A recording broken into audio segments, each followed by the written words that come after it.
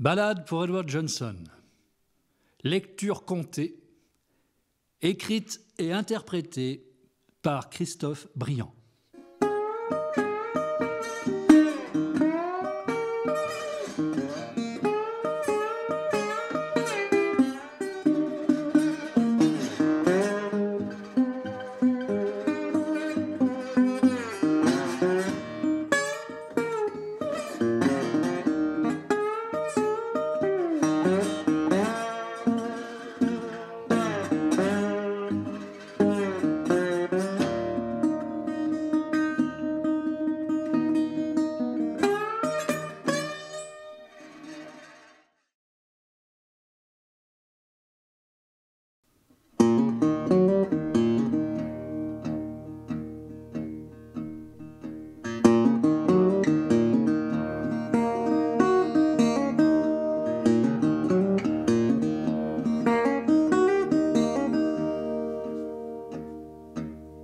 L'histoire que je vais vous raconter me vient de la bouche d'une étrange personne.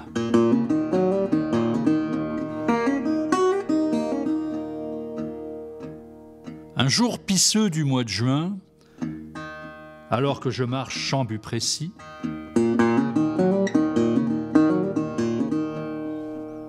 je me retrouve dans la boutique d'antiquités de Miss Daisy Perkins.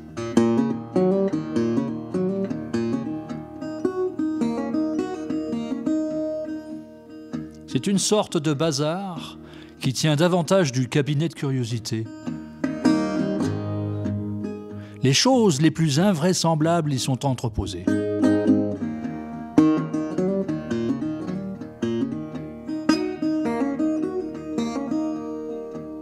Ça va de la jambe de bois au fer à friser.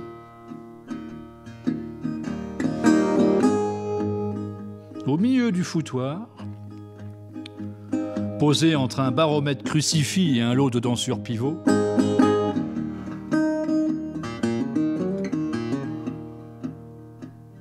une pièce d'1 $ en nickel attire mon attention.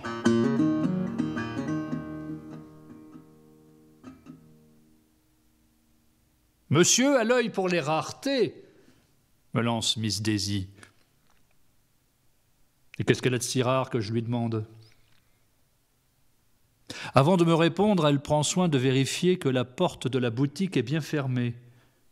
Puis, après avoir regardé attentivement autour d'elle, me dit d'une voix posée en me regardant droit dans les yeux : « Que connaissez-vous du destin ?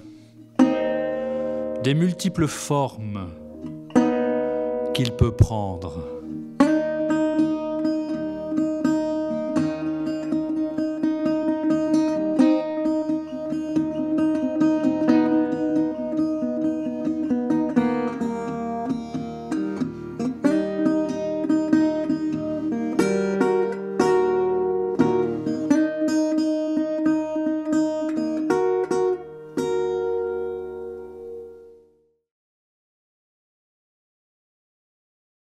Tout commence en janvier 1929, dans une petite localité du sud des États-Unis.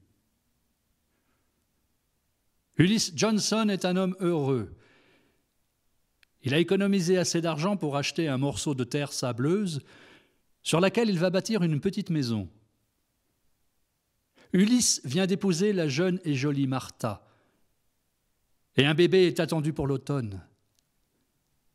Il s'appellera Edward.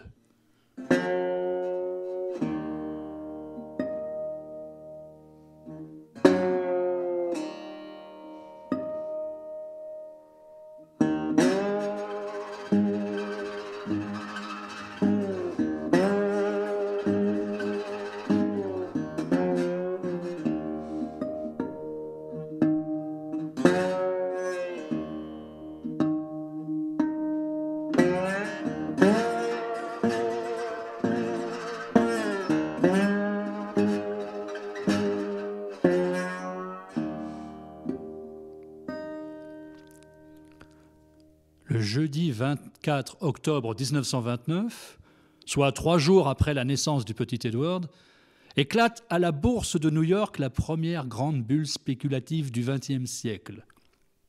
Les cours s'effondrent, le chômage explose, et en quelques semaines, à travers tout le pays, des millions de personnes se retrouvent à la rue. C'est le début de ce que l'on appellera plus tard la Grande Dépression.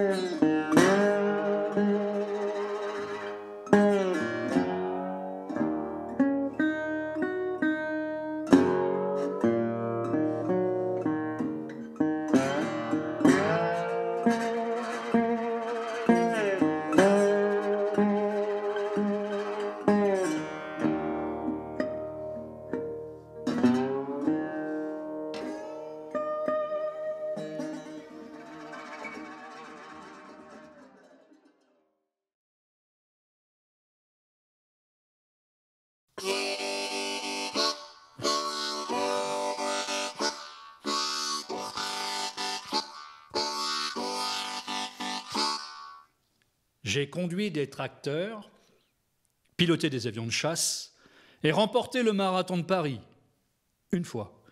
Rien de comparable à l'intensité d'un récit comme celui-là.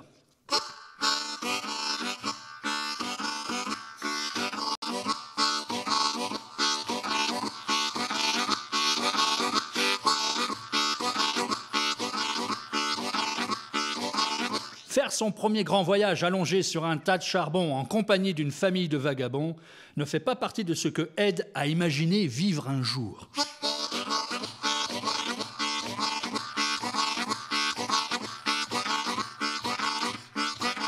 Qu'importe, il est en route vers le nord.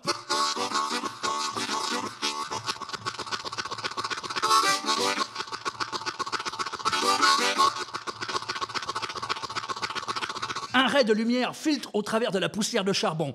Il provient d'une trappe ouverte sur le toit.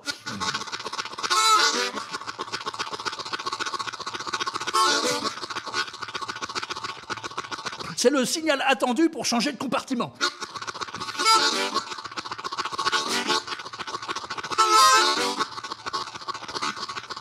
Ed passe sa tête en dehors. Une forte pluie lui fouette les joues. Devant lui, Lewis rampe en direction des wagons de queue. Merde, qu'est-ce que t'attends ? Sous la pluie battante, Lewis le presse d'avancer. 3 wagons plus loin, Fish, Ed et Lewis ont rejoint Butch.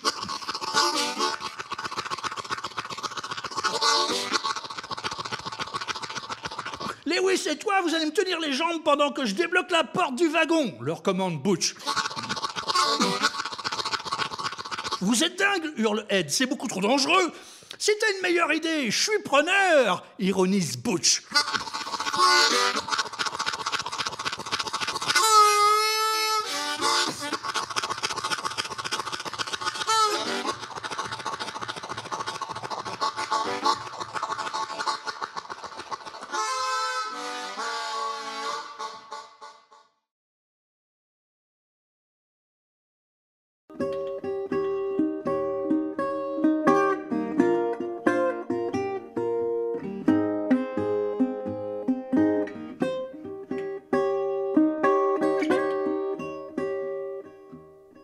Voilà maintenant de longues heures que Ed fait route vers le nord.